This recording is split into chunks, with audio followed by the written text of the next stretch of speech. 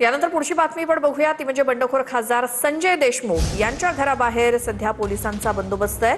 देशमुखांच्या दिग्रस मधल्या घराबाहेर तिसऱ्या दिवशी बंदोबस्त ठेवण्यात आलाय। देशमुखांविरोधात मतदारसंघात शिवसैनिकांची निदर्शनं होत असल्यामुळे यवतमाळमधल्या दिग्रस मधल्या संजय देशमुख यांच्या घराबाहेर गेले 2 दिवस पोलिसांचा बंदोबस्त आहे। ऑपरेशन टायगर अंतर्गत जर बघितलं तर 6 खासदारांनी बंडखोरी केली आहे। त्यासोबतच जर बघितलं तर यवतमाळ वाशिम या मतदारसंघातील जे खासदार आहेत संजय देशमुख यांचाही सहभाग आहे।